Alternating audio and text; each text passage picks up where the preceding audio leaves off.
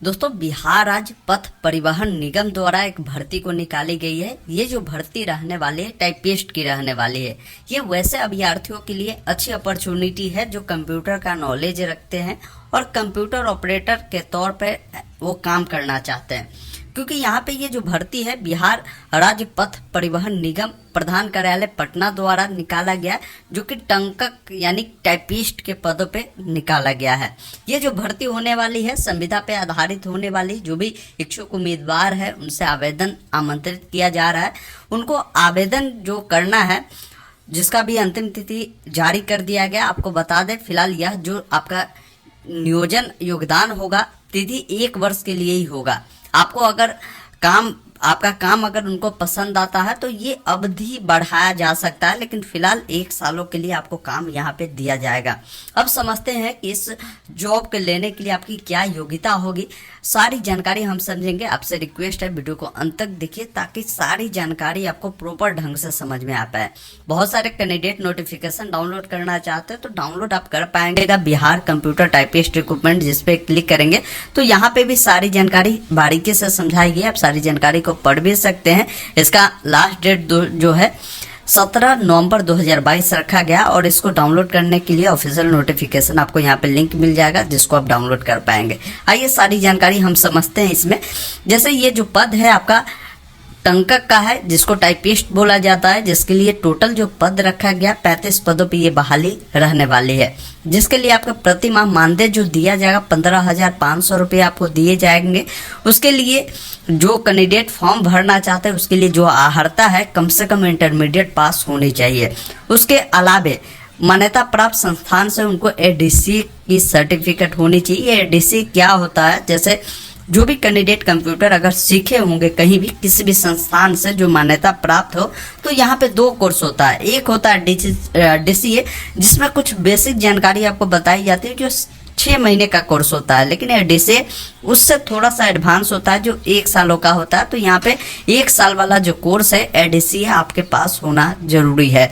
साथ ही वैसे कैंडिडेट जिनके पास टाइपिंग का नॉलेज है, कंप्यूटर का नॉलेज है, जिनका टाइपिंग भी है, हिंदी में 25 वर्ड पर मिनट है और इंग्लिश में 30 वर्ड पर मिनट है, तो वैसे कैंडिडेट को लिए ये अच्छी अपॉर्चुनिटी है। ऐसा नहीं कि आपके पास डीसीए का सर्टिफिकेट है लेकिन टाइपिंग आपके पास है ही नहीं, तो फिर उस चीज़ के लिए अगर आप आवेदन भी करेंगे तो आपका यहाँ पे जो सीबीटी होगा, जिसमें आपको यही सब जो डिटेल है जैसे टाइपिंग आपसे लिया जाएगा।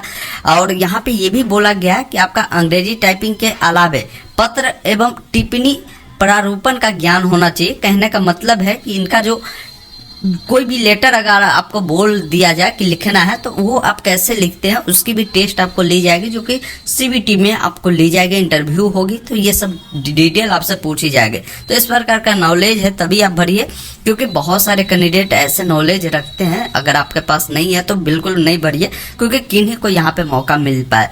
अब यहाँ पे देखिएगा तो कुछ डिटेल यहाँ पे बताया गया कि 2 वर्षों का कार्य अनुभव बिहार राज्य पथ परिवहन निगम के कार्य अनुसार को प्राथमिकता दी जाएगी। यानी वैसे अभ्यर्थी अगर मान लीजिए अगर आप 12th पास है, कंप्यूटर का नॉलेज है, टाइपिंग भी है, आप अप्लाई करते हैं, और कोई ऐसे अभ्यर्थी जिनके पास इंटर भी है, कंप्यूटर का नॉलेज भी है, टाइपिंग भी है और उनके पास 2 वर्ष का कार्य अनुभव भी है बिहार राज्य पथ परिवहन निगम में, तो यहाँ पे जो अगर आप दोनों लोग भरते हैं तो पहले सिलेक्शन ऐसे लोगों का होगा जिनके पास 2 सालों का कार्य अनुभव होगा।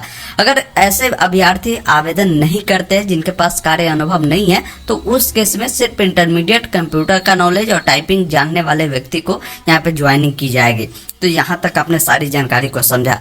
अब आइए समझते हैं कि इसके लिए आवेदन कैसे होगा। तो आवेदन इसका ऑफलाइन मोड में लिया जा रहा है। ये आवेदन आपको ऑफलाइन ही करना होगा।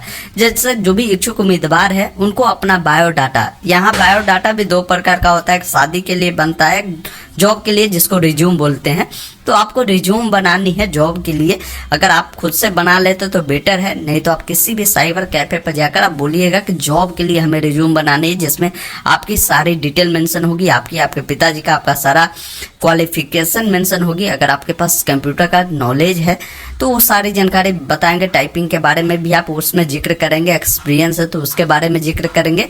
ये सारी डिटेल आप उसमें डालेंगे ताकि जो व्यक्ति अगर आपकी रिज्यूम या बायोडाटा देखते हैं तो उनका नज़र एक बार में ही उस सारी चीज़ों पे पड़े, ताकि आपका उसमें सिलेक्शन कर लिया जाए और आपको इंटरव्यू के लिए बुलाया जाए। तो इस प्रकार का आप जो है रिज्यूम बनवाए किसी भी दुकान से, या खुद से भी आप ट्राई कर सकते हैं। यूट्यूब पे भी आप देख पाएंगे, बहुत सारे लोग इसके बारे में वीडियो बनाए हुए हैं। यहाँ पे जो उम्र आपकी होगी, आवेदक का उम्र बताया गया कि 1/9/2022 तक जो है अधिकतम बताया गया कि इस अनुसार होना चाहिए। हर कैटेगरी वाइज आपको यहाँ पे बताया गया है। अब नीचे देखेंगे आपका कैटेगरी वाइज किस कैटेगरी के लिए कितने सीटें आरक्षित है, उसकी भी पूरी जानकारी दी गई। तो आप सारी जानकारी यहाँ से समझ सकते हैं। अब समझते हैं सिलेक्शन प्रोसेस कैसे होगा। जैसे इस आवेदन के लिए जितने सारे कैंडिडेट फॉर्म को अप्लाई करेंगे, तो यहाँ पे सबसे पहले जो भी कैंडिडेट सेलेक्टेड किए जाते हैं, उनको लगता है कि इनको बुलाना चाहिए, तो सबसे पहले उनका बुलाया जाएगा और उनको कंप्यूटर बेस्ड यानी सीबीटी एक टेस्ट लिया जाएगा। हमने पहले भी क्लियर किया, सीबीटी में आपको जो कंप्यूटर से जुड़ी नॉलेज है, जैसे आपको वर्ड के बारे में पूछा जा सकता है, एमएस वर्ड का किसी टैब के बारे में आपसे बोला जा सकता है कि ये जो ऑप्शन है किस टैब में आता है, या इस टैब में कौन कौन से ऑप्शन आते हैं। इस प्रकार से कुछ क्वेश्चन आपसे पूछे जा सकते हैं सीबीटी में। उसके बाद आपका जो है टाइपिंग का टेस्ट लिया जाएगा, फिर आपका इंटरव्यू लिया जाएगा। तो यहाँ पे कंप्यूटर का नॉलेज है, टाइपिंग है, तब जाकर इस फॉर्म को भरिए ताकि आपका सिलेक्शन हो जाए। और यहाँ पे देखेंगे जो भी कैंडिडेट इसमें फॉर्म भरेंगे, ये जॉब आपको कहीं भी आपको दिया जा सकता है, किसी भी कार्यालय में आपको दिया जा सकता है बिहार के। तो इस चीज़ को भी आप ध्यान रखिएगा। तो जो भी कैंडिडेट इस प्रकार का फॉर्म भरते हैं, तो सबसे पहले इसमें क्या क्या डॉक्यूमेंट आपको भेजनी है उसकी भी जानकारी समझ लीजिए, क्योंकि इसका जो एड्रेस मेंशन किया गया है और बताया गया है कि सभी प्रमाण पत्र अभिप्रमाणित, मतलब कि जो आपका डॉक्यूमेंट होता है उसका जीरोक्स करवाइए और उसके नीचे आपका सिग्नेचर होना चाहिए। हाल का 2 फोटो पासपोर्ट साइज के साथ, जो निगम मुख्यालय परिवहन भवन वीर चंद्र पटेल पथ पटना आपको भेजनी होगी। या आप चाहे जिसका डेट 17/11/2022 अपराह्न 3 बजे तक है, वहां आप जाकर स्वयं भी जमा कर सकते हैं, अथवा आप निबंधित डाक के माध्यम से, यानी निबंधित का मतलब हुआ कि जो डाक है भारत सरकार का, वहीं से आपको इसको भेजना है। अब इसमें भी जैसे क्या क्या आपको लगानी है समझ लीजिए। जैसे हमने आपको बताया कि आप अपना रिज्यूम या बायोडाटा को बनाइए, उसमें जैसे जो क्वालिफिकेशन आपकी है 10th है, तो 10th का मार्कशीट, 12th का मार्कशीट, आपके पास कंप्यूटर का नॉलेज है, कंप्यूटर का लगाइए। स्नातक पास है तो स्नातक का भी उसमें मार्कशीट का जीरोक्स डाल दीजिए। उसके अलावा आप सारी जो डॉक्यूमेंट डालते हैं उस पर आप अपना सिग्नेचर नीचे में जरूर करिए, और हाल का 2 पासपोर्ट साइज फोटो एक लिफाफा लीजिए, उसमें डालिए, और वहाँ पे अपना पोस्ट ऊपर में जरूर मेंशन करिए कि आप किस पोस्ट के लिए अप्लाई कर रहे हैं, क्योंकि ये पोस्ट है टाइपिस्ट का, तो आप वहाँ पे लिख सकते हैं पद का नाम टाइपिस्ट, और जो इनका एड्रेस है वो एड्रेस वहाँ पे मेंशन करेंगे।